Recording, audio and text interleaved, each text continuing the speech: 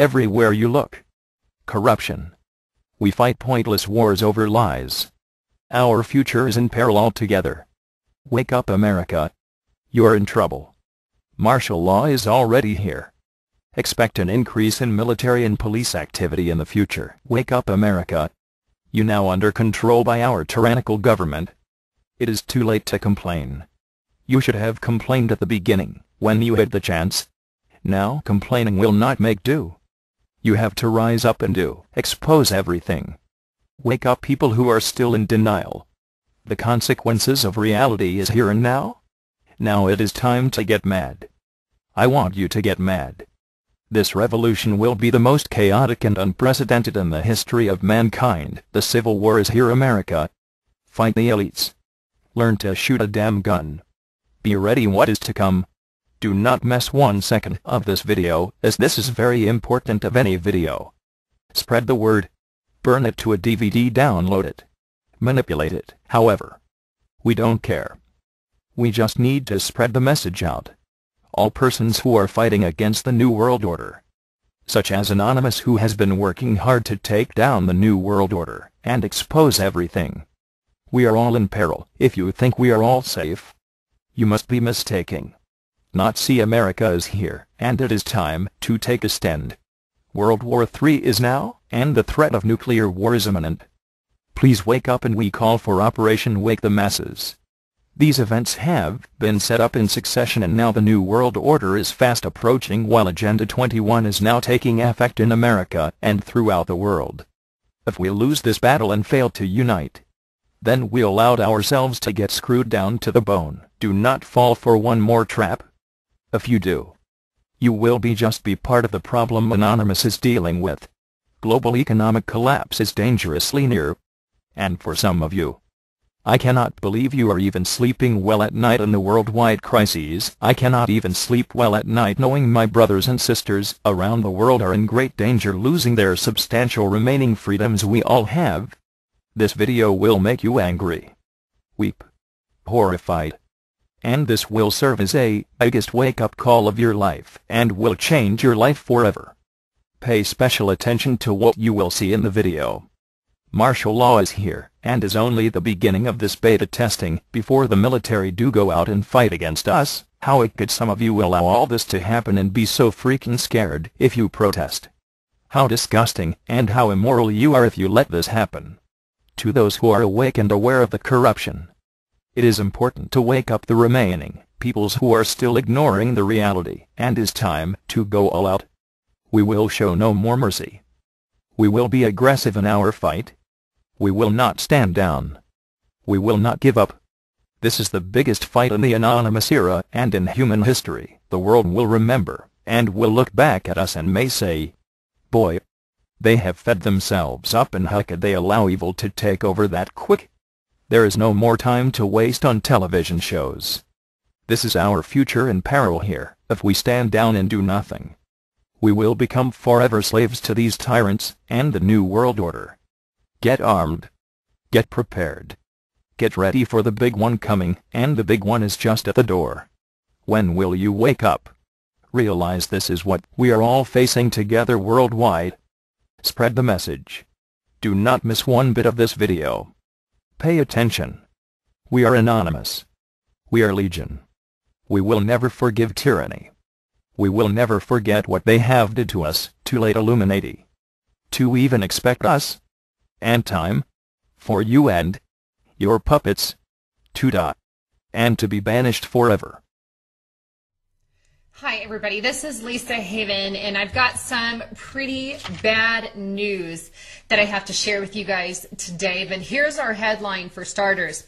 It's huge new Army military document exposes, and I mean all out exposes, their martial law plans and their FEMA camp plans that they have set for the Southwest. This is huge. This was a recently classified document, and parts of it may still be classified. This has been the unclassified document, but it has recently been unclassified, and it reveals basically an 8-week training course, and it's called I have it written down here, Jade Helm, or Jade Helm, H-E-L-M. I'm going to go through it with you guys in a moment. But this particular exercise is specifically taking place in places like Texas, Arizona, California, New Mexico, Nevada, and Colorado. These are the particular states that they're focusing on. And some of them they have even labeled as hostile. This is a huge red flag on so many levels. We all know the internment and resettlement document. If you haven't studied that,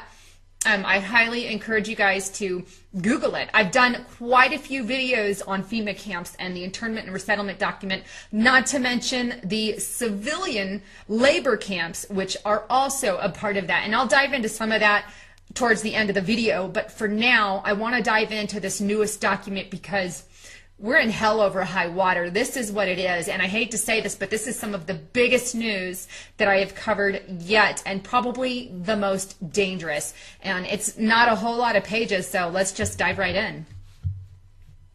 All right, so here we are on the document. It's titled U.S. Army Special Operations Command, and as you can see, it's been unclassified. Now, this is a request to conduct realistic material training, which they're calling RMT. That's what it's going to be referenced in the future. And it's Jade Helm 15, Jade Helm 15. And this is put out or put together by the U.S. Army Special Operations Command. What is the purpose? They're very clear on this. The commander of the United States Army Special Operations Command, or the USASOC, seeks a written invitation and approval from local officials to conduct realistic military training within jurisdictions for joint military exercise, which they're calling JH-15. So basically, they're asking permission, and I do believe they have it, to go ahead and go forward with this realistic training. Now, first of all, why would we need some kind of realistic training here in America and in our own soil and with civilians? People are going to dress as civilians on this thing, as you're going to see. The only reason for that would be martial law implementation, or, you know, rounding up a FEMA camps. There's a lot of reasons, but to make it realistic and to make it real, this is kind of the idea here.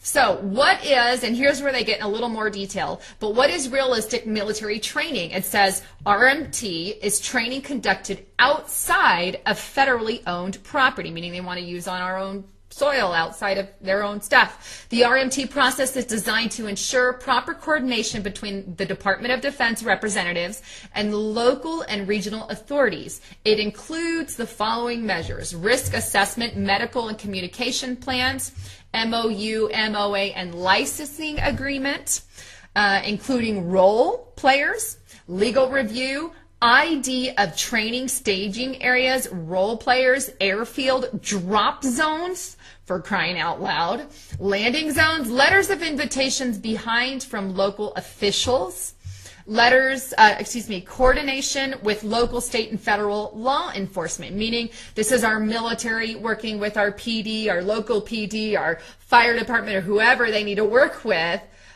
to conduct things on our own soil. This is huge. It goes on. Let's move on to the next page. What is Jade Helm? Jade Helm is a challenging 8-week-long joint military and interagency unconventional warfare exercise conducted, here's the 6 places: Texas, New Mexico, Arizona, California, Nevada, Utah, and Colorado. 7, excuse me, I failed to mention one earlier, but 7 places, which you're going to see in a moment that they're labeling some of these places as hostile on this particular drill, and there's reasons for that that I'll get into. But their second bullet point here is JH is a U.S. Special Operations Command sponsored exercise to improve the Special Operation Forces UW capability as part of the National Security Strategy. It will run from July 15th through September 2015. Now, if you live in one of these 7 states, expect a huge upkick in military activity from July, August, September for about a 3-month period.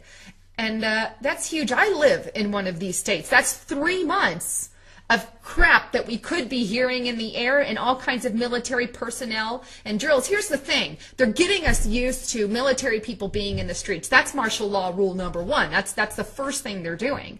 And as you're going to see in a moment, these are normal things that we'll expect to see. Number two, they're preparing to initiate martial law and maybe even roundups. This is not a joke. It's the real deal. Who's involved and where? Here. We have the Army Special Forces, the Navy SEALs, the Air Force, the Marine Special Ops, Marine Expeditionary Units, Airborne Division. This is a little bit of everything.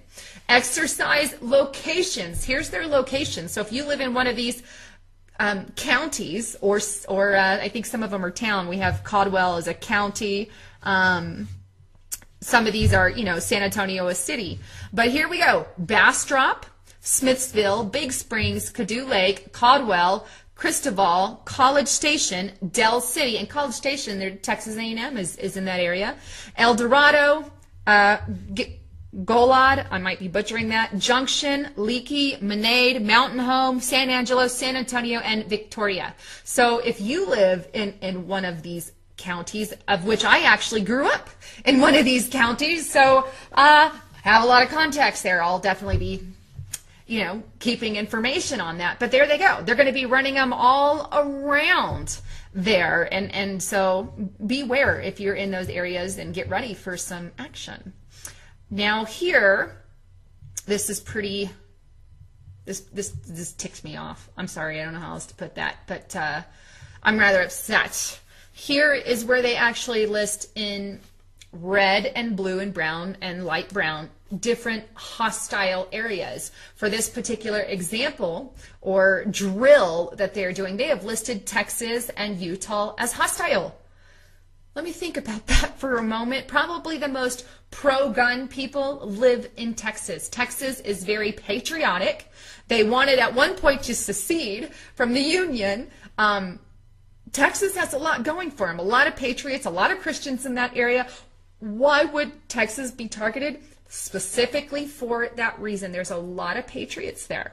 And this is one that they've listed as a hostile area as an example to the drill that they're going to be doing right here. And then they go even further and they list Utah. Anybody guess why that's in red? I have one. Mormons. Mormons are they teach against things like what the government's doing. They're big preppers. Okay, Mormons don't mess around. They don't agree with a lot of stuff that the government is doing, and the government knows that. This is why Mormon area has been targeted. Utah, Mormons, Christians, and we have Texas. We have Christians and patriots, both labeled as hostile examples that can be used. Now, the reason that they're actually labeled as hostile, and I'm gonna go there and then I'm gonna come back.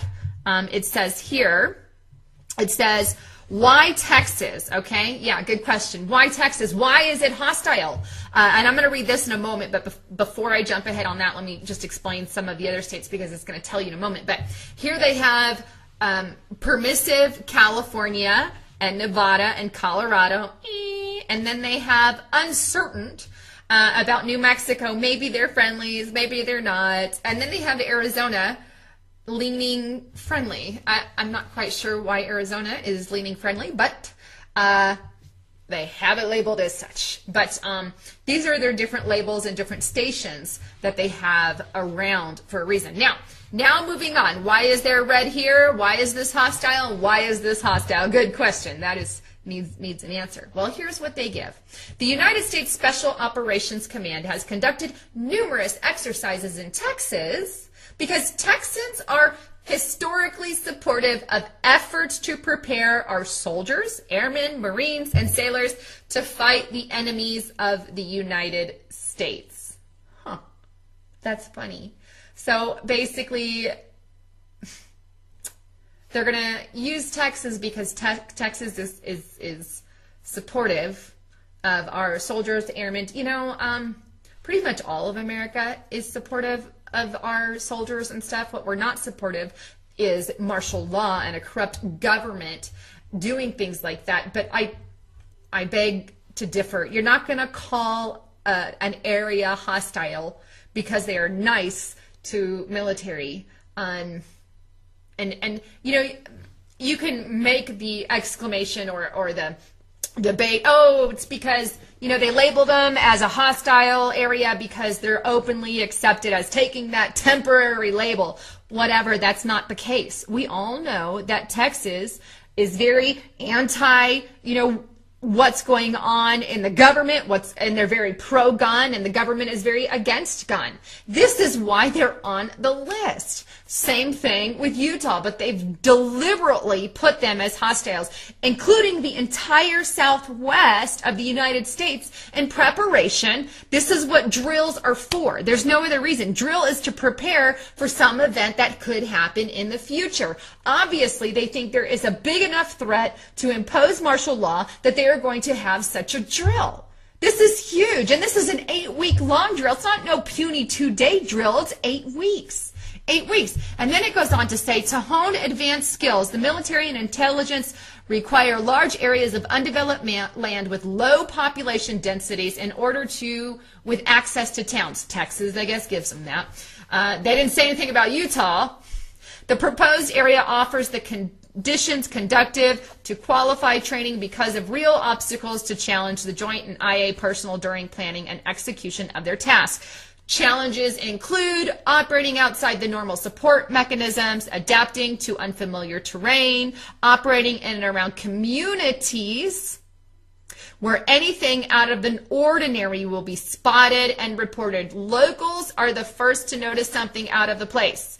Yes, so they're actually banking on being reported, and they're banking on doing this around neighborhoods and communities. There's no other reason for that except to get us ready for martial law, to get us ready for Roundup. And then it goes on to list this pretty shocking fact: the opportunity to work with civilians to gain their trust and understanding of the issues, but it doesn't say what the issues are. So in other words, they want to work around civilians, conducting drills around civilians to gain their trust. Why would they need to gain our trust? Why? Martial law. So if they have to come in and start rounding up patriots and start rounding up Christians and start rounding up veterans, you can bet we're in hell over high water, because that is exactly what they want to do. And that's how they would get people in communities to work with them. Do you see a neighbor doing something? Say something. This is exactly the motto and the lingo that we're hearing from the White House right now. Moving on, it says that 1,200 service members will participate in the drill, including support, opposing force personnel, training unit. Anticipate minimal physical impact on any given area due to the large area of operations. Interesting. Funding identified for this portion of the exercise will go straight into the economy. Oh, look, it's good for the economy. And its estimated economic impact, except for the $150,000 price tag, but I guess that's what they think they can bring the economy, is how I read it. So there you go. Moving on, what to expect. Okay, now this is interesting. If you live in Bastrop, Caldwell, Austin area, all of these places that I mentioned earlier, or in the Southwest area, what you can expect at night or during the day: increased aircraft in the area at night, noise complaints. Some individuals may conduct suspicious activities designated to prepare them for complex environments overseas. Local LEOs are fully aware of the exercise. Local footprints will be 60 to 65 personnel. Personnel may be carrying weapons with blank ammo. Some participants will be wearing civilian attire and driving civilian vehicles. Now, why would they need that? Martial law. I think it's very, very evident here. But we're not even on the brink. We're here, folks. This is huge. This is just, here's a couple safety measures they're going to take. You can read that on your own later. if you want, and then it goes into questions and concerns and who you gonna call. I guess their contact informations, but that's the whole unclassified part that we have at this moment. And the reason that they've unclassified only this section, well, is because some in the Southwest are going to want to know why military personnel are walking around their neighborhood. So I guess all that to say that it's hitting the fan. I mean, it really is. And I wanted to bring you this document and show you it page by page because it's not that long. It's, I think, 8 or 9-ish pages if you include the last one, or 12 pages total, actually.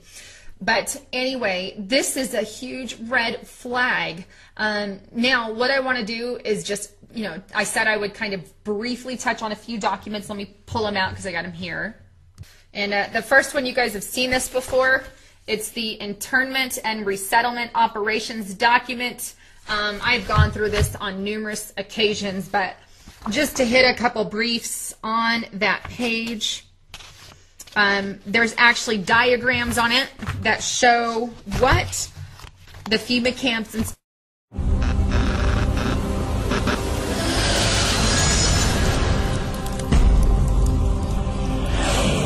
Hey, what's up guys? Gons here for the Face Like the Sun YouTube channel. Obama has declared cyber terrorism as a national emergency. And this came out yesterday. I wanted to make sure that it wasn't just an April Fool's joke, but apparently this is real. There was an executive order that was published by the White House that declares this, and I have the document here, and it says here, quote, I, Barack Obama, President of the United States of America, find that the increasing prevalence and severity of malicious cyber-enabled activities originating from or directed by persons located in whole or in substantial part outside the United States constitutes an annual and extraordinary threat to the national security, foreign policy, and economy of the United States. I hereby declare a national emergency to deal with this threat. This is no surprise after it was reported by RT back in February 10th that the White House creates new cyber agency in effort to combat computer hacks, and more recently with things we've been covering here with Googletopia, Internet Fascism is here, and I'll put a link to that video in the description section, and also net neutrality, which basically creates a cyber panopticon situation. Now, the whole point of this sanction was to be able to go after any international hackers that may be trying to get into the United States network systems, whether they be government or business-related operations. And what they are allowed to do now is they can pinpoint the individuals or groups that are trying to hack, and they can basically freeze their money and they can go after them. So to get a better grasp of this, there's an RT article that came out which kind of summarizes the whole thing. And the article quotes Lisa Monaco, who is a Homeland Security advisor to the president. And she is stated as, quote, by freezing assets of those subject to sanctions and making it more difficult for them to do business with U.S. entities, we can remove a powerful economic motivation for committing these acts in the first place. And she went on to say, with this new tool, malicious cyber actors who would target our critical infrastructure or seek to take down internet services will be subject to those costs when designated for sanctions. Now again, this just sounds like they're lock and step in the agenda of trying to lock down the internet and control it as much as they can and have legal jurisdiction to do so. And the article actually points out one of the concerns here, which is sanctions or secret spilling. And it says here, quote, given that the executive order authorizes action to be taken against entities accused of assisting deliberate activities accomplished through unauthorized access to a computer, though concerns have already gave way regarding the possible use of the directive to censor foreign news and outlets depending on how their source material has been obtained. Marcy Wheeler, an independent national security reporter formerly with The Intercept, wrote on her blog on Wednesday that there is the possibility that the administration might use the executive order to target foreign entities that disclose secret documents if they happened to be acquired in a method that doesn't cut the administration's mustard. So it just gives them more power to allegedly go after some of these malicious hackers.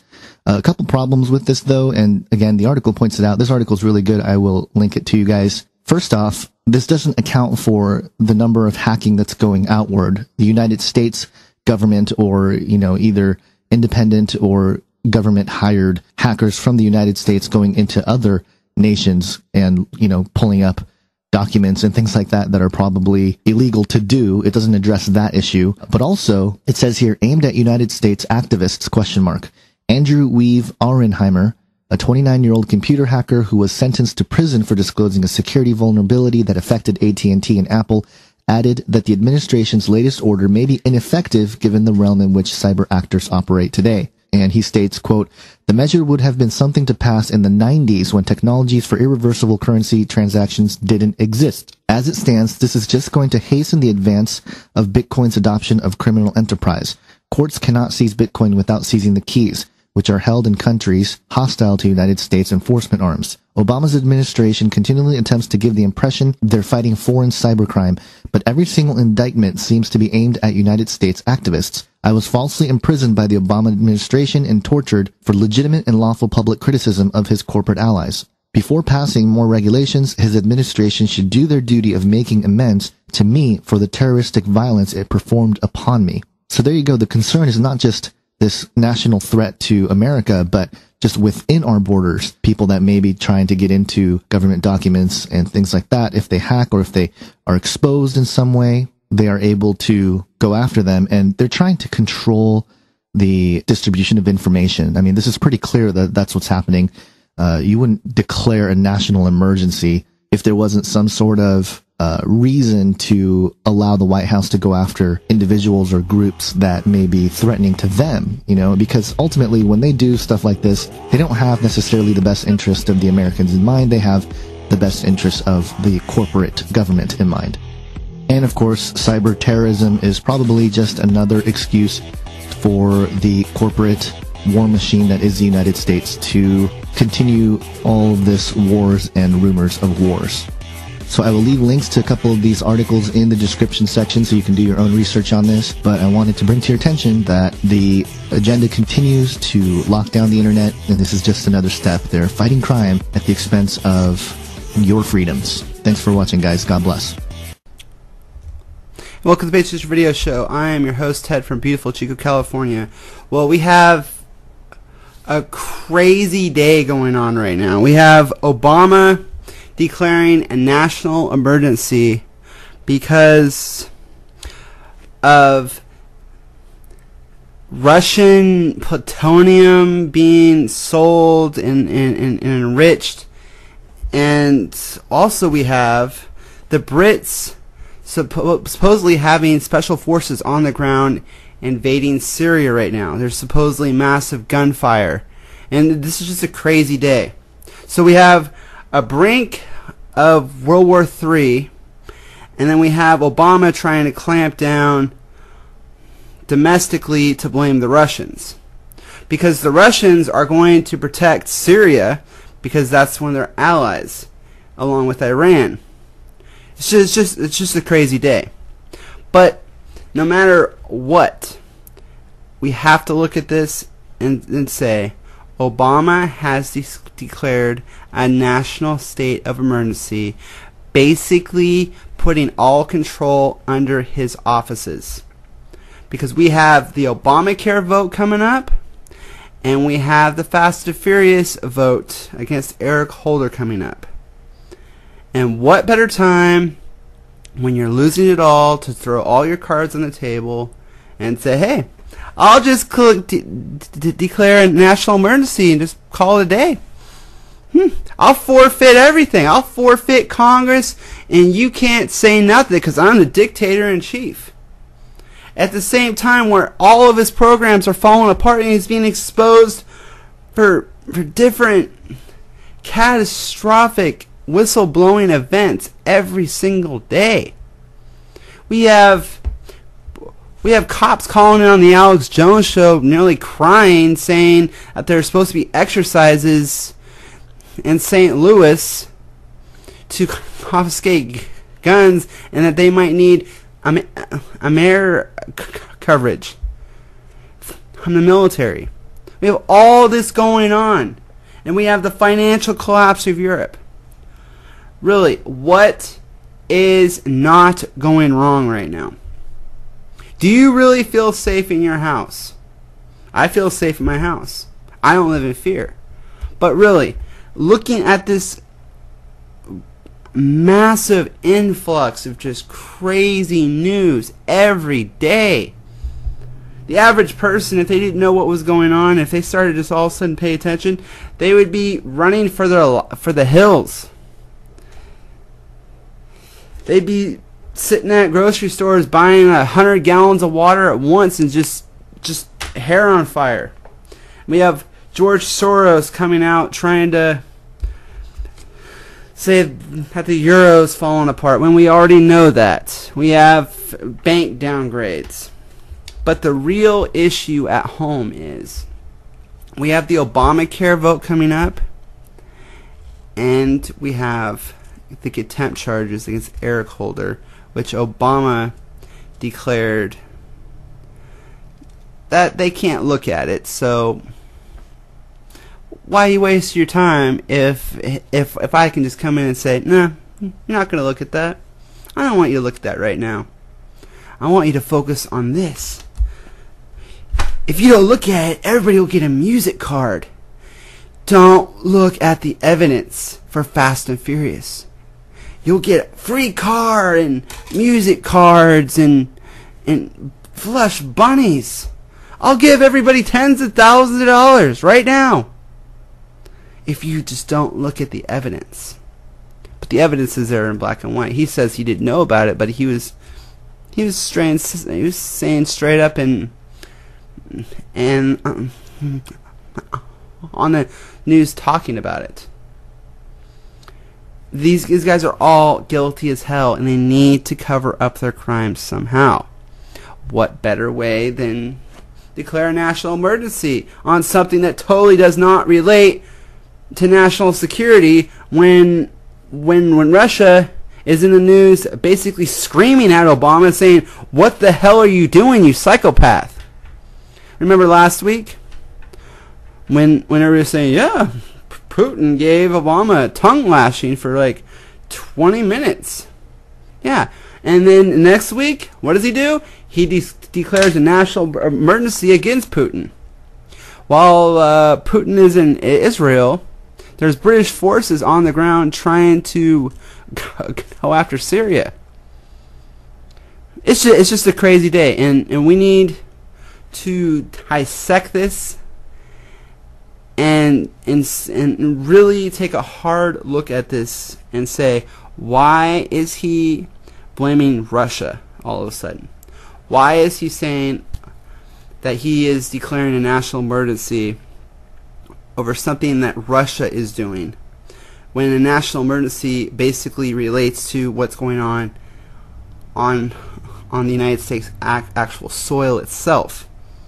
Because this plutonium-grade, missile-grade plutonium is being sold to Japan and a couple other countries, but does not relate to what is going on here. What is going on here is that there's been reports of military on the streets with tanks and basically doing exercises all over the country. And at the same time, we have a total financial meltdown going on here. We have record unemployment. We have cities that are starting to declare bankruptcy, such as Stockton is starting to talk about that right now. We have just a total financial meltdown, and it's just one thing after another. We have a very strong chance, if the Justice Department would step up, to be able to impeach our president at any given time. But the problem is we have the Justice Department protecting the president, because the Justice Department is wrapped up with the killing and murdering of cops and hundreds of innocent civilians. So the people that are supposed to police the system. Good evening, everybody. President Obama and British Prime Minister Gordon today calling for a new world order to tackle our global economic crisis.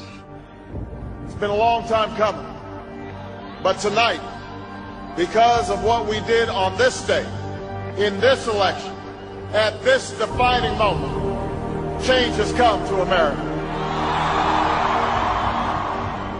All right, folks, there's a lot going on right now. Decisions being made that are unprecedented and will have an overreaching impact on what it means to live in the United States of America. Both the Senate and the House of Representatives have just overwhelmingly passed the National Defense Authorization Act. Squeezed into this military funding bill are two provisions that give the military not just lots and lots of money, but lots and lots of power as well.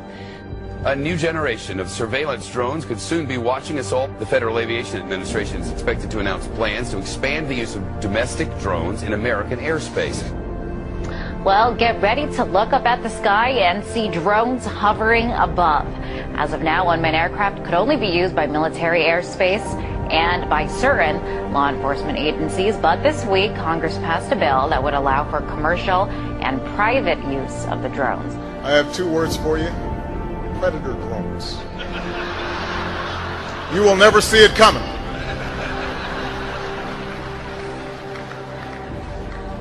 You think I'm joking? We're shopping and dining over Thanksgiving and maybe watching some football games. Big government Republicans and Democrats were busy shredding the last vestiges of the Constitution. Senators John McCain and Carl Levin want to enact a law that would declare the entire United States of America a battlefield for the military. They're talking about inserting the Army into domestic law enforcement. Senator Lindsey Graham, who supports this bill, says, quote, "The homeland is part of the battlefield, and people can be held without trial, whether an American citizen or not." The Department of Homeland Security buying ammunition, now looking to purchase another 21 million rounds of ammunition. This in addition, of course, to the 1.6 billion rounds that Homeland Security has bought in just the past 10 months. Now, to put all of this in perspective, the military used approximately 70 million rounds each year of the Iraq War. 70 million rounds in a war. If you look at what the Department of Homeland Security has been purchasing over the last year, it comes out to like 1.6 billion rounds of ammunition, more than 7,000 fully automatic assault weapons, 2,700 MRAP type vehicles, and now drones. Those are instruments of war. Department of Homeland Security's, who are they going to fight a war against? Something happened.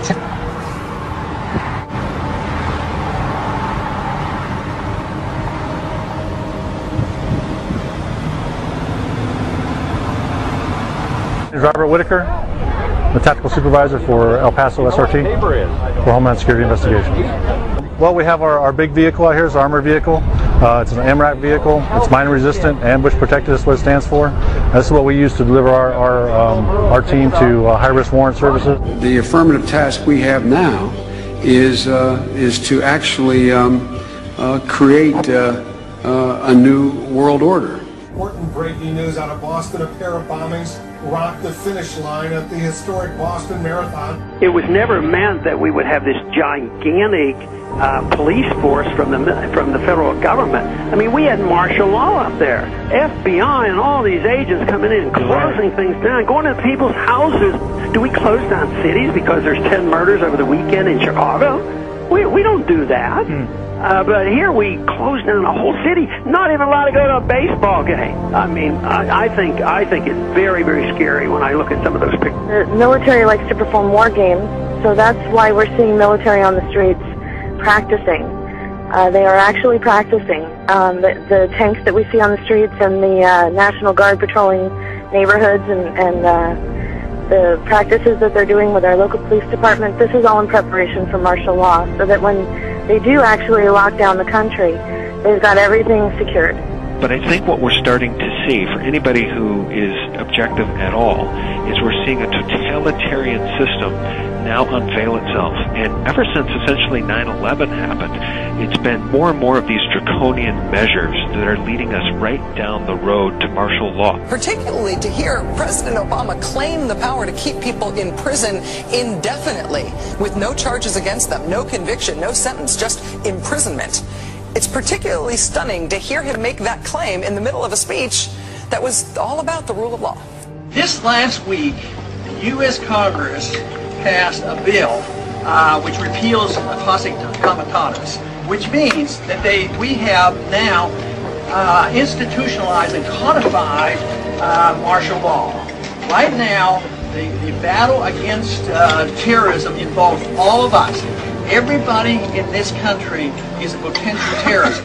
We don't even understand freedom anymore. We are a country that is headed towards socialism, totalitarianism, beyond your wildest imagination. I have to tell you, I'm doing a story tonight that I wanted to debunk these FEMA camps. I'm tired of hearing. You know about them? Sure. I'm tired of hearing it. I wanted to debunk them. Well, we've now for several days done research on them. I can't debunk them. I don't know anything about them. It is our government. If you trust our government, it's fine. If you have any kind of fear that we might be headed towards a totalitarian state, look out, buckle up. There's something going on in our country that is ain't good. And they find a little red dot or a little blue dot on their mailbox, and they wonder what the little red dot and blue dot is. Well, it's marking your mailbox by the government, so when foreign troops come in here on us after martial law, but if you have a blue dot, they take you to the FEMA camps being built by Halliburton right now to house 50 million Americans. They're building enough concentration camps in America by Halliburton. So I'm going to tell all of you, if you have not bought ammunition, if you have not bought guns, go get them now. Go get them now, because you won't be able to get them much longer. Change has come to America. Practice Christianity and you could be court-martialed. That could be the new law of the land for our armed forces, thanks to a proposal by a religious tolerance group that claims Christian evangelists are predators. Is a war on religious liberty within the military, and that the Christianity of service members is now coming under attack by the Obama administration. It's so incredible. Here's a new article by Kurt Nimmo that's got links to Fox News, Denver papers, you name it. The state police have gone public and said, we're in federal training now where they're asking us, will we confiscate guns from Christians? Now, do you understand how even more illegal that is? Behind the scenes, they're training for what can only be called a foreign authoritarian takeover of this country via the federal government and the foreign banks. Here's the article. Colorado troopers trained to consider Christians as dangerous terrorists. Absolutely amazing. And it's all bibliographed. It's all linked to it being announced, to it being reported.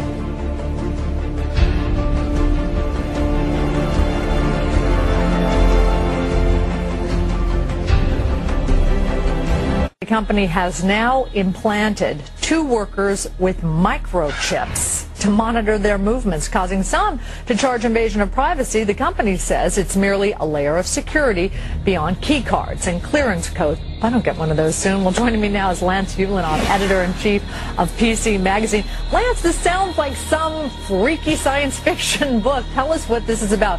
These 2 workers have microchips? Right. Well, this is very, very real, and these microchips are about the size of a grain of rice. They get injected into your skin. Futuristic film. Humans injected with a tiny chip holding the key to all of their private information. But as you're about to see in our CBS 46 investigation, it's not fiction. In fact, it's being marketed in Georgia as life-saving technology. Life-saving technology. We have a Florida family who are really pioneers in a brave new world. They have volunteered to be the first ever to have microchip identification devices implanted into their bodies. It is the first implantable microchip for humans that has multiple security, financial, and healthcare applications. One thing I would just suggest, I'm just an outside, soon-to-be investor. I love this idea, by the way, Scott. I think the Northside Independent School District in San Antonio has put tracking chips in the ID badges for more than 4,000 high school students. Well, it looks and sounds like something out of the future, but a new palm scanning device will help Bossier Parish schools keep better track of what children are eating at. The electronic device will be implemented at all Bossier Parish schools. Now we're seeing a complete totalitarian takeover of the United States of America. And we've been talking about this for years now. This is the police state. This is the police state. This is what a total breakdown of our society looks like. But we're seeing all of this intensify. This is all intensifying around the Second Amendment. Should we be able to own guns or not? Let's take guns away from the people. These are very big, very hardcore issues. No matter what your purpose is, you must leave. If you do not disperse, you may be arrested and or subject to other police action. The use of riot control agents and or less lethal munitions, which could cause risk of injury to those who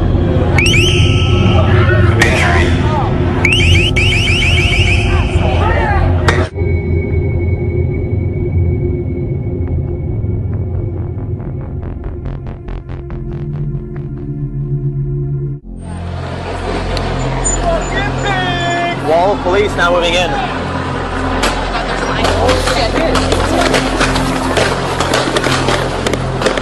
American, every person on the United States soil or international soil can be deemed as a terrorist. If they have really any reason to want to detain you, they don't need to acknowledge your Fourth Amendment rights.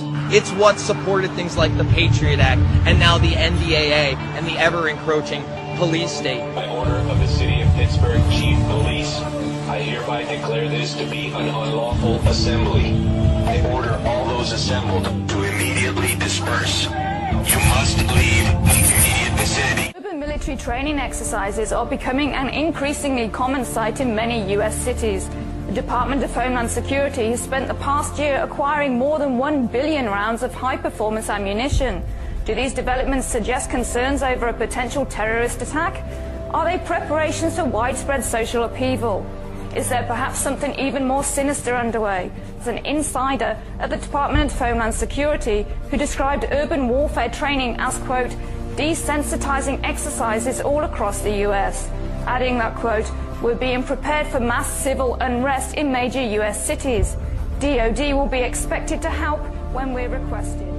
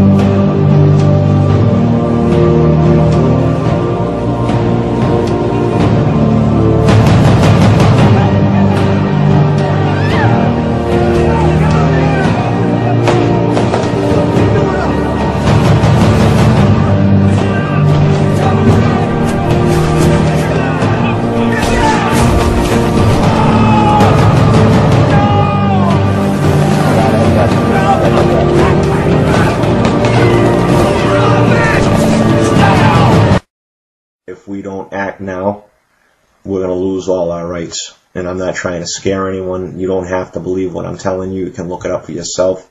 You can ask questions. I mean, that's what being a free democratic society is all about, is asking questions. And, you know, they don't have the answers for them because it's all there in black and white. You read the bill and it tells you exactly what's going on.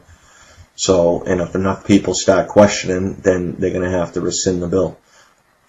I mean, I don't want my family growing up in an oppressive society where they can't walk outside and breathe fresh air without someone pointing a gun at them. And they might say that that could never happen, but why would they put that language in there, giving them the authority to do it if they didn't have any intent on using it? So don't believe what they tell you, because our forefathers left England because of the very things that are going on in our government today. And I served my country. I got an honorable discharge from the Army, and I swore an oath to protect the country from all enemies, foreign and domestic. Now, these people that are operating in our government right now are criminals, and you don't have to agree with me. You can disagree with me, but time will tell. And if we don't do something, like I said, if we don't all stand up and participate in our free democratic society, you're going to lose your rights, and you're going to lose them quick. They're devaluing the dollar. The Federal Reserve is printing money, which they don't have the authority to do, regardless of what Congress says they do. It's in the Constitution. They do not have the authority to print paper money. That's in our Constitution. So whatever you hear on TV isn't what the reality is. And the people need to stand up and unite and stop this, because you are losing your rights as we speak. They got H.R. 2749, which is a Food Safety Act, and this affects the entire country, which gives them the authority to shut down a geographical area, meaning a state, a whole state, if they want to, under the guise of contaminated food. They can stop all forms of transportation in and out of the state. They can destroy vehicles. They can declare martial law, and they can shut restaurants down. They can shut down supermarkets. And I'm not going for it. And I know there's a lot of people out there that are upset and they don't know what to do. But I'm telling you right now, all we have to do is unite, and we'll be a force to be reckoned with. Because generally speaking, the people are on the side of the winners. Meaning, if there's more of us than there are of them, then people are going to be on our side. They're not going to be on their side. Because that's how people are. It's the nature of them, and the government knows that. They've done studies, they figured those things out, and that's why they put all these hot button issues out there to distract people, so they argue amongst themselves, like race and abortion and terrorism and healthcare and God only knows what else. They got you all distracted, arguing amongst each other while they're all fucking robbing us. Excuse my language, but I'm pissed. So, getting back to the issues, I'm not going to get into everything, but we have a lot of problems in this country, and it's been since the beginning of time. The majority of problems arise from greed. So that's the starting point. Abraham Lincoln said, the money powers prey on the nation in times of peace and conspire against it in times of adversity. And we're in times of adversity right now. And that's what the Federal Reserve is doing. And they're not the only bad guy out there, but they have exceeded their authority by printing money. It's in our Constitution. They don't have the right to print paper money. Our founding fathers knew the hazards of that, and they specifically put it in the Constitution to make it criminal to do so, because it happened before in this country. And they stopped teaching stuff in school, and people don't know. I talked to people today, they didn't even know what martial law was. They're like, what's that? And when I told them, they couldn't believe it. So, I mean, you figure it out.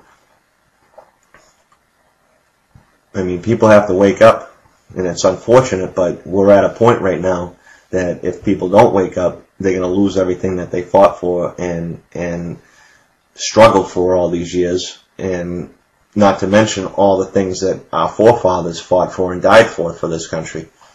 So I don't want that coming down on my back, and I'm sure that you don't want it coming down on yours. So when everyone realizes that they've been duped, they're going to be pissed.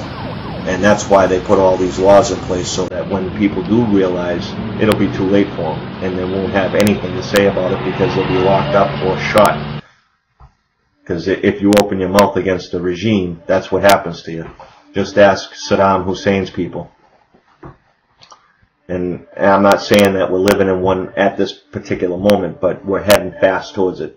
So and I'm not the history teacher, that needs to fall on your shoulders. You need to do your own reading. You need to get involved and start contacting your representatives and putting pressure on them, because one person can't do it. It takes a village to raise a child. You heard that expression. It's true. It takes a village to like elect a leader, and then it takes a village to watch that leader and make sure he doesn't go power hungry. And that's where we fell off. We were out watching football or basketball or baseball or going on the beach or talking on the internet or texting each other, whatever the case may be, arguing about healthcare or abortion while they're robbing.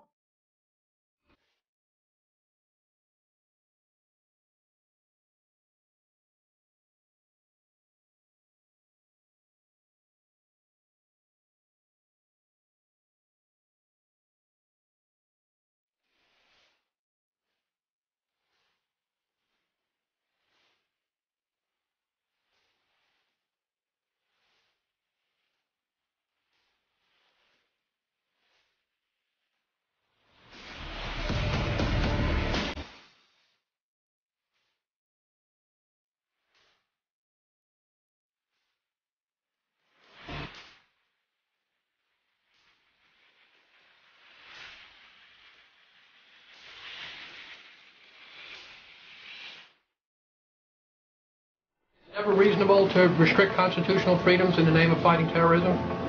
In our opinion, no. And now the plain truth. As you've seen on our show, the government at times tells you lies. The deception is historic and continuous. The government needs to be exposed because it cannot be trusted to expose itself. We live in exciting and fearful times. Most of you today are not afraid of big crime or big business or big labor. Rather, most of us are most afraid of big government. All right, folks, there is a lot going on right now. Decisions being made that are unprecedented and will have an overreaching impact on what it means to live in the United States of America. Who could want a government that punishes people for speech, that lets its own agents write their own search warrants, that fights wars just to keep the military-industrial complex busy, that debases all you own by printing worthless money and putting it into the stream of commerce, that gives away more than half the tax dollars it collects, and that, despite express provisions in the Constitution to the contrary, permits the president to lock up whoever he wants and to throw away the key. The president saying he can secretly kill Americans and have bags put over our head and have us thrown into black vans to disappear forever. Or look at the TSA on the airports groping people. Look at the drones in our skies. Look at Army checkpoints now, the end of posse comitatus. We see the president signing legislation to charge people with felonies if they protest at national security events. You know, people ask, is this martial law? Yes, we've been under a soft form of martial law with secret arrest, warrantless spying, protesters getting beaten up, all of these type of things going on for a long, long time. Now they're telling us torture is good, secret arrest of citizens is good, the government taking over infrastructure is good. They don't deny all this stuff that we warn people about forever being real now. Ron Wyden and Mark Udall of Colorado, two Democratic senators, came out today and said, hey, you know what? We know things you don't because we're on an intelligence committee, and Americans would be, quote, stunned to find out how the American government is applying the Patriot Act. Documents just released indicate police departments across the country do track cell phones without bothering to get any permission from a court. After reviewing 5,500 pages of records, the ACLU says police agencies large and small often obtain cell phone data without court permission. If the government wants it, it needs a search warrant. If it gets it without a search warrant, it has committed a crime. A crime. Obtaining a warrant can slow down that process. Oh, and it's going to slow the process down if we have to ask for have to ask a judge, can we search authorized dollar cell phone records to find a missing person? Call me. A cell phone warrant, it usually took me about 15 minutes. Once you've written one, you've written all of them. You know, warrants are in our Constitution. You need to get a warrant before you search or seize anything. But apparently the Constitution no longer applies, The ACLU saying in the report this has become big business for service providers. The practice is so common that cell phone companies have manuals for police. If my cell phone company is going to give up my information, I think they need to send me a note in the mail, say, we gave your information to a third party, because they always tell you, we're not going to give your information to a third party. But they also found training manuals, like one from the Iowa City Police Department that says, in quotes, do not mention to the public or the media the use of cell phone technology or equipment used to locate the target subject. The manual also advises not to put this stuff into the police reports. So, doesn't that make you feel safe? Law enforcement is doing something that they know would probably cause public outrage and which they know raises legal questions. So their solution is not to stop doing it. No, of course not. Their solution is just to hide it from you. Unless they suspect me of a crime, the police do not need to follow me. That's why they need probable cause. And people say, what do you have to hide? I don't have anything to hide, but the police don't need to follow me if they have no reason to think that I'm in Al-Qaeda. And by the way, I'm not in Al-Qaeda. You know, it's just another sign of our ever-expanding surveillance state. One that's being sold to the people as a buffer against terrorism. But the truth is, it's being used by law enforcement all the time to track people that have nothing to do with a terrorism-related investigation. It started with the FBI, and the government said, oh, we have to let the FBI do it because they're tracking terrorists. Now, it's no longer terrorists, it's every case, any conceivable case, and it's no longer terrorists, and it's no longer just the FBI, it's all the local police as well. So, there you have it. That's how we destroy our Constitution right in front of our eyes. The ACLU's most recent info sheet says that 1.7 billion, with a B, emails, phone calls, and text messages are being intercepted and stored by the U.S. government. Now, the CIA, or the Central Intelligence Agency, prides itself on being the best spying machine in the world. But how much are new technologies that, you know, we're all growing to love, growing to depend on, making the job easier for them? Be it social networking, a variety of gadgets that we all use that are now connected to the internet, like your PlayStation, your smartphone, your GPS. Soon enough, even more devices inside your home. And then they had the Secretary of Defense, they had the CIA director in there, Petraeus, saying, oh, we're working with industry to have bugs and tracker systems built into all appliances. Your dishwasher is going to be listening to you. Watch what you say. We don't need warrants anymore. It's a really scary world of scary possibilities out there, and Congress is ready to counter it, with over 50 cybersecurity bills introduced just in this congressional session. But is this threat being overblown? Are we conflating different threats all into one gigantic apocalyptic scenario just to line the pockets of defense contractors and create a massive cybersecurity complex? So far, nobody in Congress has actually provided evidence that cybersecurity legislation of this nature really is needed. There are a lot of folks who stand to benefit from comprehensive cybersecurity legislation, especially if that legislation comes attached with big spending. Well, if you thought that SOPA and PIPA were bad, just wait until you hear about cybersecurity legislation working its way through Congress. It's called CISPA, or the Cyber Intelligence Sharing and Protect Act, also known as HR 3523. Here, Microsoft, Facebook, Tech America, they're on board. How come? Well, it tells the internet companies, look, our bad. We didn't mean to go after you guys, okay? You're giant corporations as well. We're totally happy with you guys. What we want to do is go after anyone that dares to cross the government, and we know you guys would never make that mistake. Now, you might think, come on, are they really going to do that? Hell, yes, they're going to do that. Let me give you a perfect example, WikiLeaks. If they have a law like this, they can just simply come in and tell the ISP provider, look at this law that we have, it's over, shut down WikiLeaks. But also, did you notice they snuck in private entity? So if you're a threat to a private entity, they might also shut you down. And under the veil of doing things for cybersecurity purposes, it would allow companies to collect and monitor private communications and then share them with the government or anybody else. A company like Google, Facebook, Twitter, or AT&T could intercept your emails and text messages, send copies to one another and to the government, and modify those communications or prevent them from reaching their destination if it fits into their plan to stop cybersecurity threats. So what it does is essentially carves out a cybersecurity exception to all of our privacy laws. So in the end, if they pass this, instead of passing PIPA or SOPA, well, they might have the same effect in terms of shutting down our sites, and they also have the second effect of merging business and state even further together. I'm afraid that I'm a little pessimistic on this one. I said that we could win on SOPA. I accurately called that one. Why? because we had huge corporations on our side. Facebook, Google, etc. Now we're on our own. And without those guys backing us up, good luck to us. Starting Thursday, July 12th, ISPs, Internet Service Providers, will be spying not just on your bandwidth, right, but specifically on what you are downloading.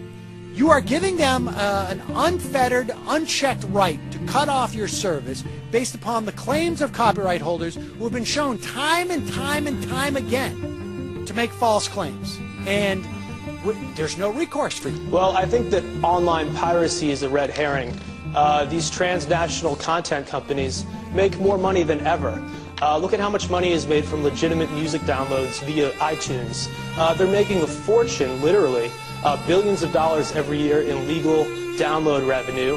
And they're saying that they need to crack down on pirates, but really they want to crack down on internet communication itself. Talking Points member reports that Facebook has started to ask certain users to upload photos of their government-issued ID cards. That includes passports, driver's licenses, work or military IDs will also do. And these documents indicate that the Department of Homeland Security has been spying on us on Facebook, and they're looking for specific words. And some of the words that they're looking for on our profiles includes marijuana, right? So I'll give you an example of some of the, I guess, words that set the alarms for the Department of Homeland Security. Drill, all right, drill, exercise, airport. Exercise, okay. Well, why don't you just go ahead and waste all of our time and our money going after that?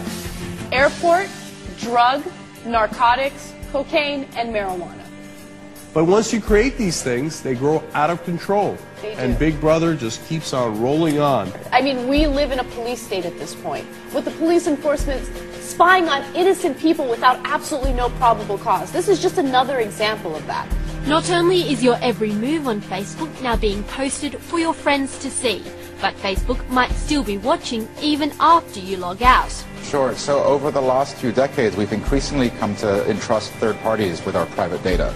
All of these companies have been trusted by us, and they're collecting data about us in many cases and storing it, in the cloud or in some data center. And once the data leaves our possession, it's really up for grabs for the government. A new AP investigation has revealed that the NYPD was spying on activists as far away as New Orleans. Now, if the NYPD is traveling down to New Orleans to monitor a protest and tracking Muslims all over the Northeast, then one can only imagine how they're reacting to the Occupy movement. It's being called intelligent CCTV, surveillance cameras that can pick out suspicious behavior in a crowd and stop terrorists before they strike. Researchers in Reading are leading the world in developing the new technology. Researchers at Reading University think they've got the technology to spot the terrorists before they strike. First, there were eyes on the street, and now there are eyes in the skies. The Director of National Intelligence has given the go-ahead for the nation's spy satellites to be used regularly by U.S. civilian agencies and law enforcement. Now the Department of Homeland Security wants to monitor anybody who's leaving the United Kingdom, not just Americans. Now, those who are traveling to Mexico are also going to be sharing personal details, especially if they're flying to Mexico City or to Cancun. And if any travelers are pondering a vacation in Cuba or the Caribbean, be prepared to give over your info too. This is an excuse to collect everybody's information about the TSA. Turns out they're not just doing these things in airports anymore. They're now doing them at ferries. They're doing them at bus stations, on subways. So are you ready to just start having TSA everywhere that you go? Yeah. Oh, the part I found most interesting is that they've been working with ICE. So, you're going to get your papers inspected while you're being fondled. We have a $2 billion data center being built out in the Utah desert to spy on American citizens. It's NSA's newest and biggest surveillance program. It's called Total Information Awareness. The program targets all kinds of electronic information from around the world. So this includes emails, tweets, texts, phone conversations, you name it, from U.S. citizens. It's being called the biggest spy machine ever. It's just going to get bigger. They're just going to use these resources in new ways. To be specific,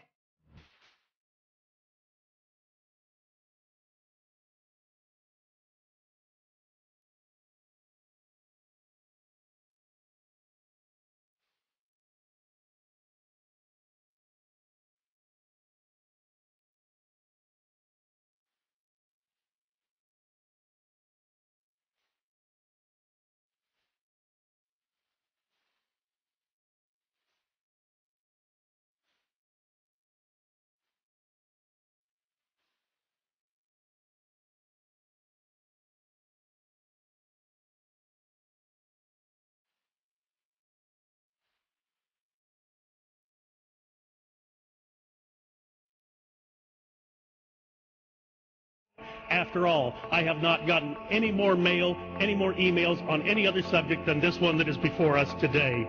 Mr. Speaker, I understand we're under martial law as declared by the Speaker last night. Many of us were told in private conversations that if we voted against this bill on Monday, that the sky would fall, the market would drop 2,000 or 3,000 points the first day, another couple thousand the second day, and a few members were even told that there would be martial law in America if we voted no. They say trust us. Trust us, the people who brought us Katrina, to be competent in face of a disaster. Trust us, the people who brought us warrantless wiretapping and other excesses eroding our civil liberties. Trust us. Maybe the plan just really doesn't exist, and that's why they won't show it to us. If you live in the heartland of America, you have to listen up. While the nation was distracted with the Anthony Weiner drama, President Obama signed an executive order that will seize greater power over food, fiber, and energy in our vast countryside areas. Why would Homeland Security be involved in exerting power and influence over the heartland? The aims of the White House Rural Development Plan sound eerily similar to a UN plan called Agenda 21, where a central planning agency would be responsible for oversight into all areas of our lives, a one world order. Sound familiar? You say that would mean that we the people, the United States Constitution, would be circumvented at the altar of this one world what? One world government, one world secondary. Our sovereignty would be subject to the dictates of the World Trade Organization, the World Bank. This is AIG, Goldman, and you know what? The Bavarian Illuminati, the Trilateral Commission, Goldman Sachs, and the Queen of England are not all bad. Goldman can be the first to rally hard enough to fix itself. I call it a virtuous circle that makes the stock even more attractive. Oh, by the way, I am part, just like when I was playing with an open hand, I am part of the powerful cabal of ex-Goldman associates that controls the world. We economic hitmen have created the world's first truly global empire. And it's the first empire in history that's been created primarily without the military. Out of the ruins, something new will take seed. I want to believe that we can not collapse, but change. And the whole world can change, and the whole world economy. And I think we have a really good shot at doing that. I really think he's going over there to try to create a one world order. God forbid this even that this happens in our country. Our country, as we know it now, will no longer exist. The thing that worries me the most is this health care bill, and why I'm scared about it. It's not about the health care. It's about the provisions that are in that bill. One is that if this thing passes, the government will have the right to come into our home and regulate how we raise our children. What's happening is we are now in a state of martial law and war globally. NDAA, National Defense Authorization Act, that Obama has called for and signed, stipulates that even American citizens can now be targeted by the military, picked up, and imprisoned indefinitely without civilian trial, thus throwing out our due process, our habeas corpus clauses. So we are now in the state of martial law. Everything is now creating conditions for a total war state. I mean, McCain called for the whole of America becoming part of the so-called battlefield. America is now a battlefield. The whole earth is a battlefield. When law enforcement roam the streets, leveling guns at the windows of homes. Yeah, you sent us this picture. That's a problem. Shows a guy in the gun turret pointing right at somebody's window. We had lots of examples of that in New Orleans when they brought in the National Guard. This is after Hurricane Katrina. And Mayor Nagin said, well, I've declared martial law. And then he can't. He can't. That has to be the Congress or the president. Let's explain what martial law means. Well, martial law just is very simple. It means you're under the responsibility of the militaries. They declare martial law or whatever state of emergency. The police already have special powers. There are only two ways to do things in life, voluntarily or forced. Only government, police officers, for example, have the right to use force on others. They can detain us, jail us, shoot us if they think it's necessary. That's why it's important that we have this, the Constitution. But the police don't always respect this. Like most people, they're happy to acquire more power and money. Does the government work for us, or do we work for the government? How has the United States changed from a humble, peaceful republic into a police state? Have you ever noticed that the government always claims that when it does these things, it does so in the name of safety? When is the last time you heard the government give, as a basis for its behavior, personal freedom? The slow transformation into a military police state. We now have police dressed like Army Special Forces, driving armored tanks and holding assault rifles, the sight of which alone is enough to terrify innocent people into submission. The militarization of local police departments is not only changing the way peaceful communities once looked, it's also bringing the battle mentality to our neighborhoods. We may not see police as a threat to us now, but when peace officers are geared up like soldiers, they'll eventually act like they're going to war. Who could want a government that punishes people for speech, that lets its own agents write their own search warrants, that fights wars just to keep the military-industrial complex busy, that debases all you own by printing worthless money and putting it into the stream of commerce, that gives away more than half the tax dollars it collects, and that, despite express provisions in the Constitution to the contrary, permits the president to lock up whoever he wants and to throw away the key? Whether you believe that we are the highest order of natural selection, or whether you believe, as I do, that we were created by God in His image and likeness, you know in your heart that these natural yearnings, as St. Thomas Aquinas and Thomas Jefferson called them, are our natural rights, are a part of our humanity, and cannot long be denied us. And yet, they have been denied. America, the greatest losses to our freedom have come not from someone attacking us, but from the government ignoring the Constitution and the majority letting them get away with it. And we should make the government afraid of us. Afraid of us. Because as Jefferson reminded us, when the people fear the government, there is tyranny. But when the government fears the people, there is liberty.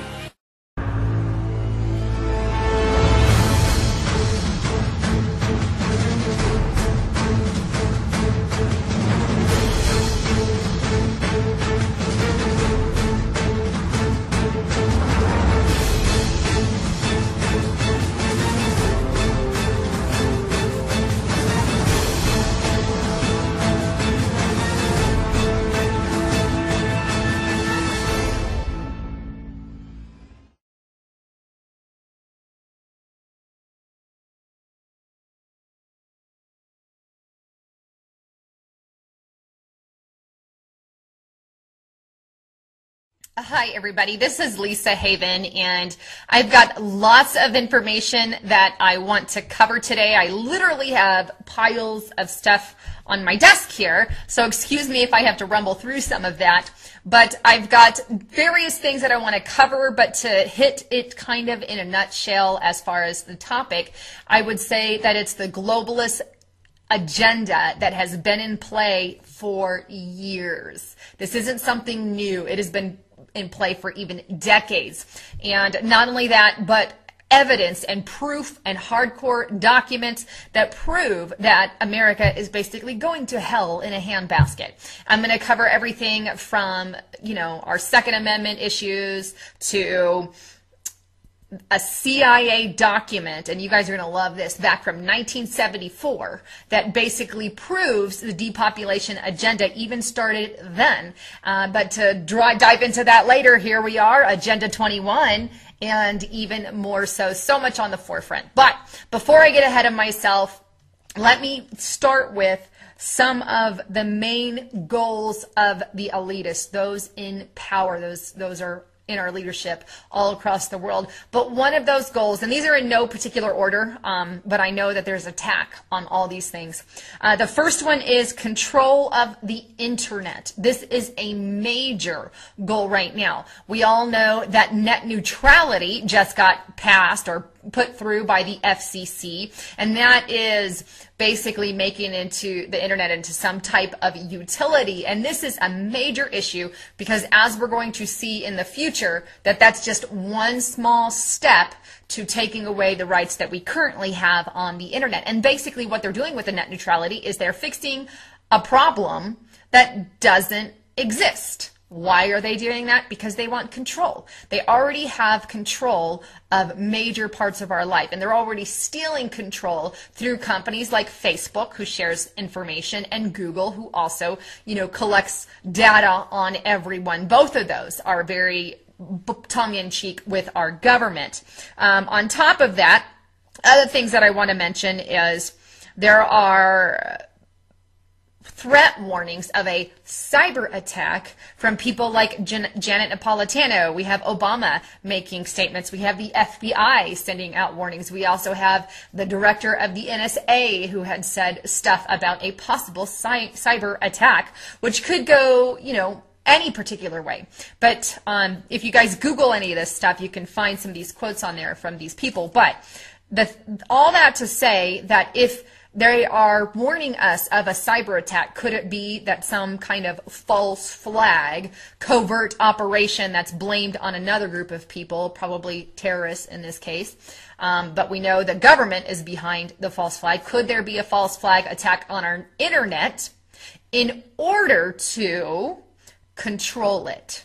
That is going to be their key into control of the internet. If they can have somebody hack the system, if they can have somebody break into our cybersecurity somehow and maybe cause power outages or whatever the case may be, then the American public will scream, yes, we want control of the internet. And this is a huge issue, and we need to keep in mind that these things are false flags as an ends to a means. And one of those goals right now, and I think it's a top priority goal, is to gain control of the internet. And why?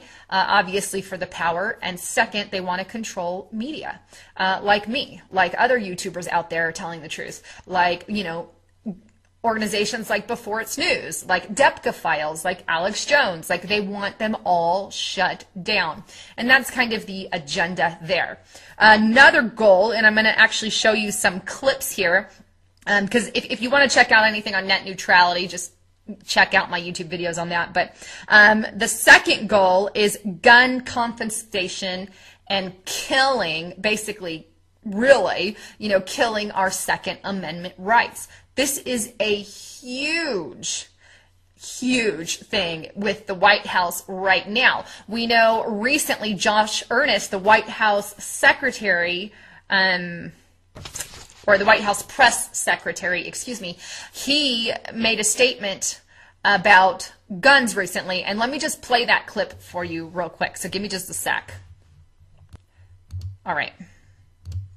That there are some common sense Whoops, steps let me we can take. Start that over.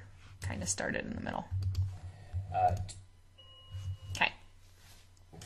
The president has long believed that there are some common sense steps that we can take.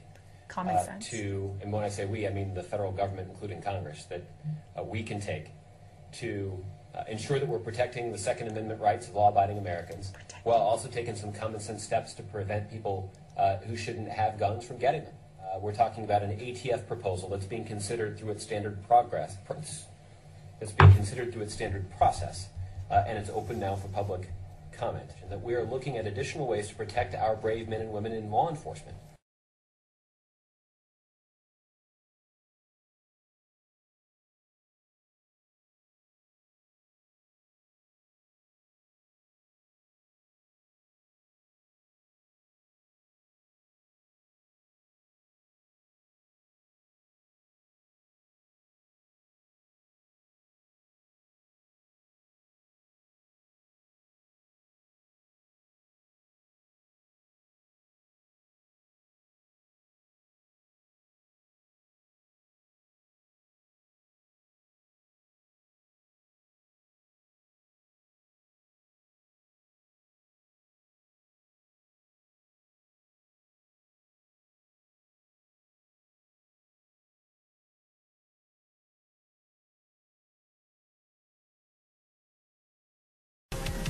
Would you like to see all the executive orders that have been put into place to take over our nation, to have complete control over us, to take away our rights, round us up, and put us where they want us? Here we go. Executive Order 10990 allows the government to take over all modes of transportation and control of all highways and seaports. Executive Order 10995 allows the government to seize and control the communication media. Executive Order 10997 allows the government to take over all electrical power, gas, petroleum, fuels, and minerals. Executive Order 10998 allows the government to seize all means of transportation, including personal cars, trucks, or vehicles of any kind, and total control over highways, seaports, and waterways. Executive Order 10999 allows the government to take over all food resources and farms. Executive Order 11000 allows the government to mobilize civilians into work brigades under government supervision. Executive Order 11001 allows the government to take over all health, education, and welfare functions. Executive Order 11002 designates the Postmaster General to operate a national registration of all persons. Executive Order 11003 allows the government to take over all airports and aircraft, including commercial aircraft. Executive Order 11004 allows a Housing and Finance Authority to relocate communities, build new housing with public funds, designate areas to be abandoned, and establish new locations for populations. Executive Order 11005 allows the government to take over railroads, inland waterways, and public storage facilities.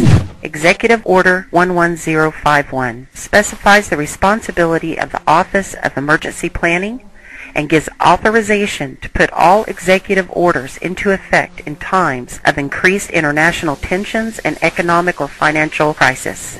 Executive Order 11310 grants authority to the Department of Justice to enforce the plans set out in executive orders, to institute industrial support, to establish judicial and legislative liaison, to control all aliens, to operate penal and correctional institutions, and to advise and assist the President.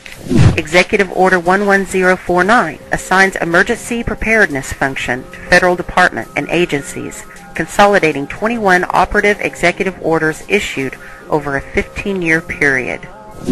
Executive Order 11921 allows the Federal Emergency Preparedness Agency to develop plans to establish control over the mechanisms of production and distribution of energy sources, wages, salaries, credit, and the flow of money in U.S. financial institution in any undefined national emergency. It also provides that when a state of emergency is declared by the President, Congress cannot review the action for 6 months. The Federal Emergency Management Agency has broad powers in every aspect of the nation. General Frank Salzito, chief of FEMA's Civil Security Division, stated in a 1983 conference that he saw FEMA's role as a new frontier in the protection of individual and governmental leaders from assassination and of civil and military installations, from sabotage and or attack, as well as prevention of dissident groups from gaining access to U.S. opinion or a global audience in times of crisis. FEMA's powers were consolidated by President Carter to incorporate the National Security Act of 1947 that allows for strategic relocation of industries, services, government, and other essential economic activities, and a rational everywhere you look, corruption. We continue to fight pointless wars over lies, and we are killing innocents and letting our children die in wars just to ensure the Federal Reserve can continue their petrodollar scandal. We are sitting idly by while these crooks continue to loan fake money out to us at interest, stealing our homes, and enslaving our children. Let me make this extremely clear to all of you listening. Many corporations, especially the Federal Reserve, used the government to steal $17 trillion from your children. Your children did not have that money. They are now debt slaves. These people have stolen money from your children that are not even born yet, and sold their freedoms. They have enslaved you and many around the world. Wake up, world. And they did all of this by counterfeiting money and loaning it out at an interest. They have stolen hundreds of trillions from people around the world. Have you heard about Microsoft's Xbox manufacturers in China? They had to install suicide nets outside their buildings to ensure their employees don't jump out of the window to commit suicide. These are the conditions your children in the U.S. will be working under when the debt is soon owed, and it will be owed. It is not a matter of if it will be owed, but it is just a matter of when. And it will happen as soon as the United States economy collapses, which will happen very, very soon. And if you think because you do not live in the United States this does not affect you, you are wrong. And you are next. The only way we can stop this is if we all unite together and fight it. People of the U.S. are waking up to the Federal Reserve scandal, and the powers that be are currently afraid of retaliation. And that is precisely why they're trying everything they can to disarm us. You know how the media has been saying gun violence has been out of control and at an all-time high. They are not simply twisting the truth here or exaggerating. They are absolutely bold-faced presenting lies to you. First off, realize, gun violence in the United States has always been shockingly low. And gun violence has dropped by 49% in the last 11 years. The already absurdly low gun violence in America has literally dropped in half. In half. The fact they are saying that it is at an all-time high perfect demonstrates how biased the government and the media is. If this doesn't prove to you that they have an agenda, then nothing will. Do you remember how the media keeps repeating that there has been 74 school shootings since Sandy Hook? Those 74 shootings were not even mass shootings like they claim. Most were suicides and none of them even took place at a school. Not a single one. They are presenting lies to you, America. When will you wake up? At some point you have to ask yourself, why would the government fake 74 mass school shootings involving children? If they get our guns, we will lose the fight against them. And they will take away absolutely all of your freedoms and you and your children will be forever slaves. And don't forget they purposefully put you and your children into that debt. And because the Federal Reserve is present in all countries, the other countries of the world are next soon after. This plan is called the New World Order. It is the same New World Order the Vice President of the United States called for on national TV a month ago. He said we need to strive for and complete the New World Order. This is also the same New World Order President George Bush and President Kennedy said is our country's lifetime goal. And the same New World Order George Bush said on national TV said will happen no matter what we do, and we cannot prevent it. This has all been a long-time plan. The Federal Reserve and their partners want complete control of humanity. We cannot let this happen. They want to rule over us, like kings and queens. And humanity will be forever lost to enslavement by a bunch of tyrants who have publicly admitted they want to kill off the majority of the population so the masses are easier to control. They are going to wipe your bloodline completely off of the earth. He'll tell you the order of things to happen. The enslavement will follow immediately after guns are taken away and you cannot fight back. If they cannot get the guns before the economic collapse, then they will wait until the economy collapses. When the economy collapses, people will be starving. There will be looters and shootings. The government will insist on taking guns away to help, and as soon as the guns are taken away, then we will fall into a complete dictatorship. Do not fall for it. Remember, they are the ones who caused the economic collapse to begin with. This is the same tactic used on Germans and it worked. So expect it. As soon as the economy collapsed and the masses were starving, the German government asked the people to give up their rights and they listened. And then eventually the government was throwing the naked masses into giant burning hot ovens for mass execution. Do not give up your rights. Do not give up your guns. Fight back, as they were the ones who caused the problem. Just so you know, the people who are behind this Federal Reserve scam and New World Order are the same ones who funded Hitler's campaign. Make no mistake, these people are as brutal as Hitler himself, even more brutal. In fact, now we are going to show you some. Assuming America grows some balls and we win, we will need an overall plan. We have come up with a perfect plan. This plan offers extraordinary possibilities. It will make for the most beautiful and free world you can ever imagine. If we are successful, we can leave a much better for our children. A beautiful world. Watch every minute of the rest of the video. Do not skip a single bit of it, as it is all important. If this one video gets out and can change the world, this is your opportunity to make a difference. Please share this video. What you want with it, get paid for the views. We don't care. Just get the message out there for the world to see. Now sit back and relax, enjoy the movie.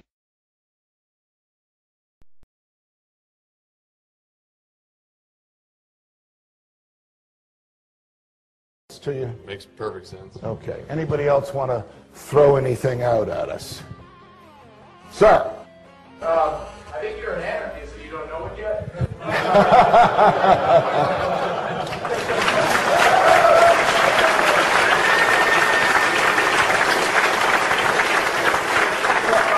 Do you hear me denying anything?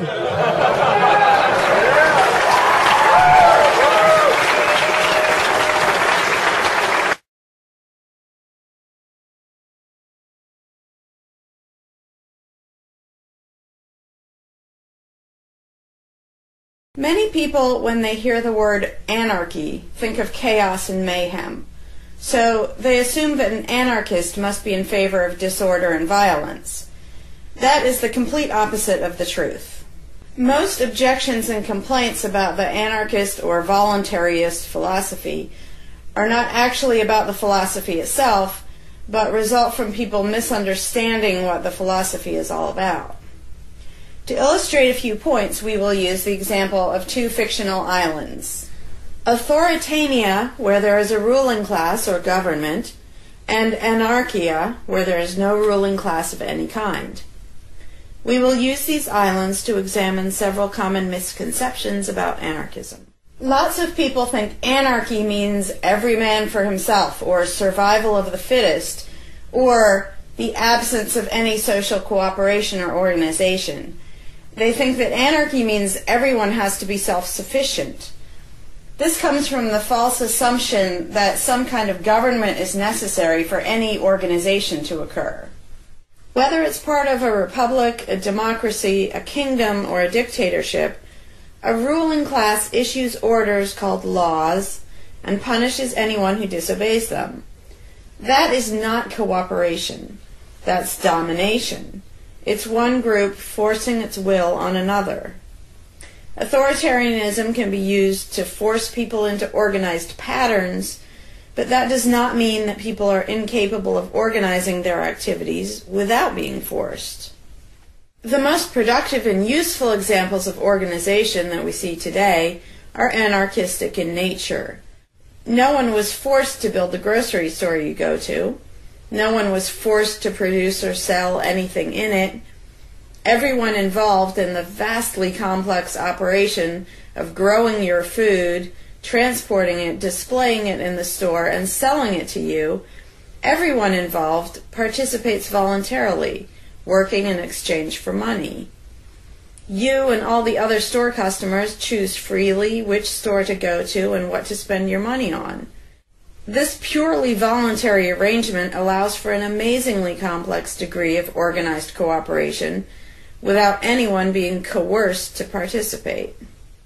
In contrast, under government, a very small group of people comes up with an idea and forces everyone else to participate in it and provide for its funding with tax dollars. In the authoritarian version of a supermarket, the ruling class would tell people what to produce and how much, what prices to charge, and they would tell customers what they must buy and what they must pay. Anyone who did not comply with the centralized master plan would be punished in some way. That is how government does things. Which one of these would you prefer? Another common but incorrect assumption is that if there were no ruling class or no government, people would have no way of defending themselves against common criminals or foreign invaders. Again, this is simply not true. The government version of protection is inherently hypocritical. Governments will use their hired law enforcers to find and lock up some of the private thugs and thieves and prevent them from preying on people. But every ruling class gets the money for its operations by way of taxation, demanding money from its subjects and punishing those who don't pay up. Oddly, every ruling class insists that it needs to be able to forcibly control and extort money from people in this way in order to protect them from private criminals who might try to forcibly control and extort them. In contrast, if there is no government, people do not lose their inherent right to defend themselves from violence or to defend what they have from those who would take it. Every person has this right, and they also have the right to organize and cooperate with each other to exercise that right. Organizing for mutual defense does not require any government-granted laws or authority. No one wants to be attacked or defrauded, and everyone wants to feel safe. Whether each person takes this on himself or herself individually, or whether they hire and organize others to do it on their behalf, it can be done on a voluntary basis. Those who insist that government is necessary often claim that if there wasn't a government, then smaller private gangs would spring up to enslave and rob people. Organized crime gangs exist along with government, and most people do not understand the dynamics between them and how government enriches and empowers organized crime while appearing to fight it. Black markets enrich organized crime, and money allows them to buy government protection. There's no reason to think they would do as well in an environment of freedom, where they would have fewer ways to make money and would be up against both individual and organized armed citizens. A criminal gang that's recognized as such has far less power than a gang whose aggression is perceived to be legitimate and proper. And that's the gang we call government. When thuggery is called law enforcement, and thievery is called taxation, and self-defense is called crime and terrorism, then even the widespread ownership of firearms can't do much to stop the aggression. Imagine a private gang trying to do the things that government does without the aura of authority, and imagine how a well-armed population would respond to this. The gang would fail quickly and dramatically. Another concern that people have when they first consider the idea of a stateless society is that some people are truly malicious, destructive, and sociopathic. The concern is that these people would be free to do anything they wanted and no one would stop them.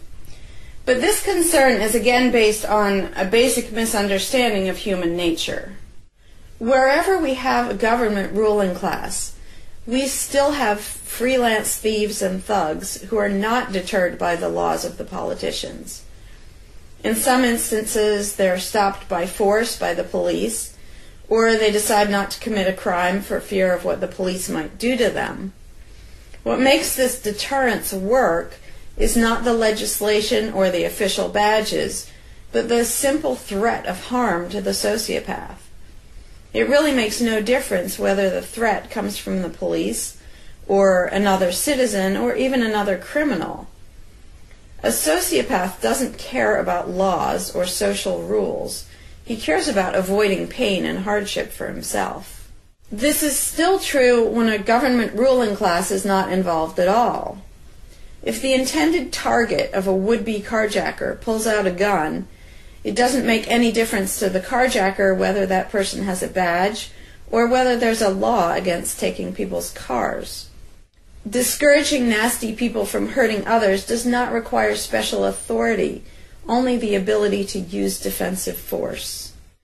Ironically, though people hope that government will protect them, having a government, a gang which is believed to have the right to tax and control people, just creates one gang so big and powerful that normal people can't resist it. In short, to create a huge gang and then give it societal permission to control and extort people with the hope that this gang will prevent theft and thuggery is simply a self-contradictory idea, but that's what government always is. Some people might assume that if people organize for mutual protection and defense, then that's what government is. But there's an essential difference. People coming together to do something that everyone has the right to do, such as defend yourself, doesn't require any special authority. It's not government unless one group of people claims the right to do things which others do not have the right to do, such as taxing and controlling innocent people. Organized defense can be very effective without supposing the special right to rule over others.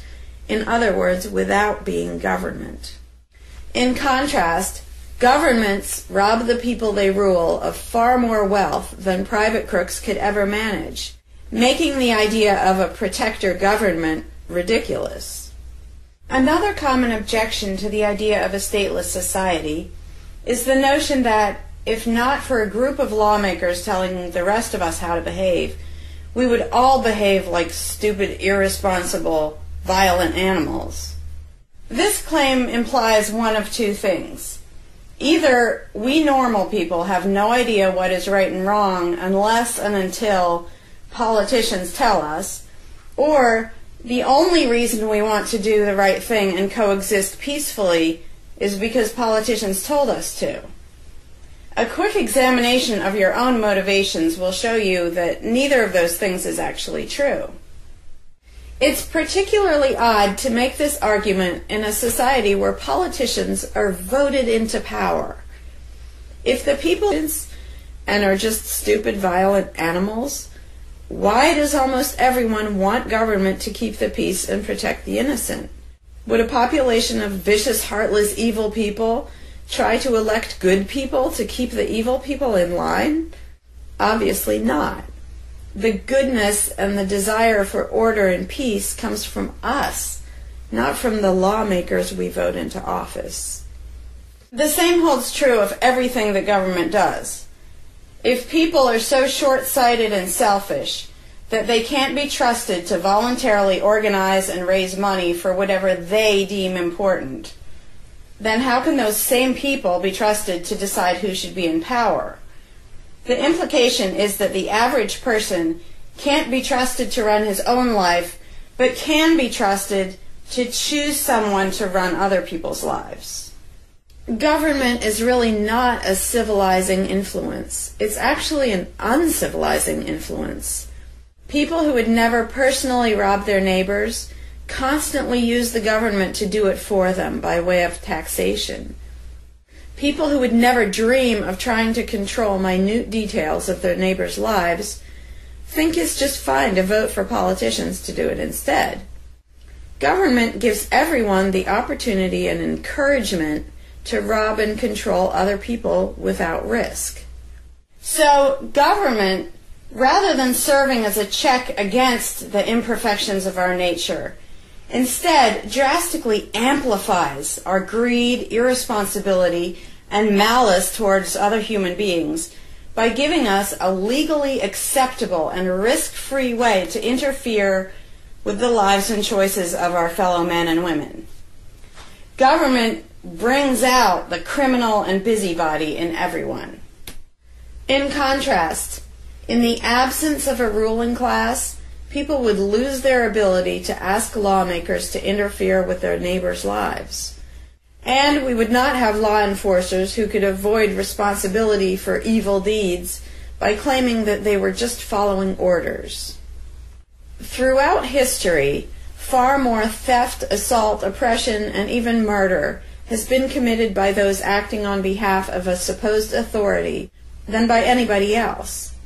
Even basically good people, when they believe in government, will condone things or do things which they know would be wrong if they did them on their own. Most people know that theft and assault are bad, but they imagine that controlling their neighbors and forcing them to spend their money on things they don't want is perfectly moral and legitimate when it's done by way of the political process. Wrong becomes right when it's called taxation, legislation, regulation, and war. Anarchists know better. They know that human society will never be perfect, but it would be a whole lot better if evil deeds were committed only by genuinely nasty, sociopathic people, rather than being committed wholesale by basically good people who think that violent aggression is okay when it's called law enforcement. The fundamental principle of voluntarism is very simple. It's wrong to initiate violence against any other person, regardless of badges, laws, or alleged authority. The only time the use of force is justified is to defend against aggression. Almost everyone understands this on a personal level, but they've been taught that this basic rule of social living does not apply in the game of politics and government. Most people already know how to get along with others, and most people want a peaceful and just society. Our morality doesn't come from politicians making laws. Our ability to organize and cooperate doesn't come from the ruling class. When people escape the belief in government, they don't suddenly turn into violent animals. Our inherent right to defend ourselves and our ability to defend ourselves is not served by government. In fact, it's threatened by government more than by anything else. Ruling classes do not produce peaceful coexistence, but rather perpetual conflict and violence. Our belief in government authority takes our compassion, virtue, and good intentions and turns them into power for people who crave power and riches. Of course, the people who benefit most from the political racket will put a good spin on the system and do their best to convince people that it's a social necessity. But ask yourself this: have the thousands of laws, regulations, and taxes imposed on you by politicians made you a better person? Have they made you more productive or more caring? Is the world better off with the politicians taking your money and telling you how to live your life? Or do you think it might have been better off if you'd been allowed to spend your own money and make your own decisions? Is society really best served by a small class of people forcefully imposing a centralized master plan on everyone else? Can the orders and threats of a ruling class make the world what it should be? Or would society be better served by human freedom and respect for individual rights, by voluntary cooperation and peaceful organization? If this second option sounds better to you, maybe you should learn more about anarchism. Some people dismiss anarchism as a utopian idea that would only work if everyone were generous and compassionate.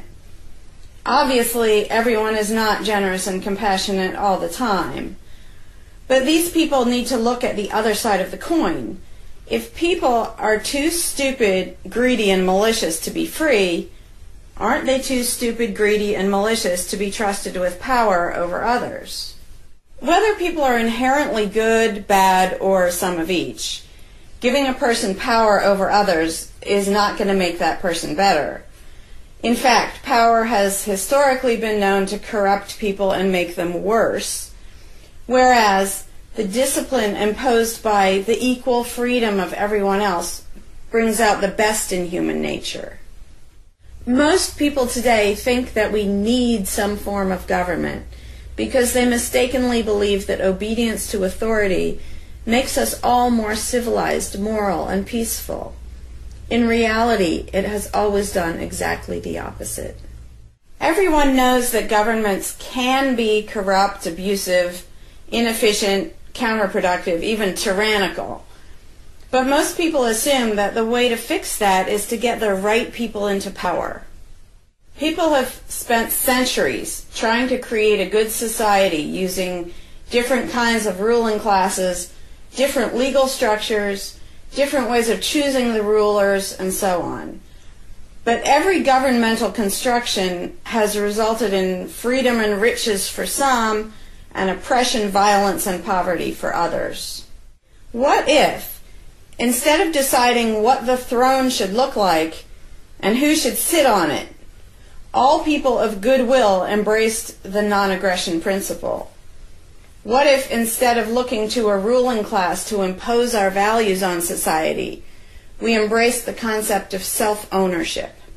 These principles are simple and easy, to the point of being self-evident, but they're diametrically opposed to the authoritarian principles that most of us have been indoctrinated with.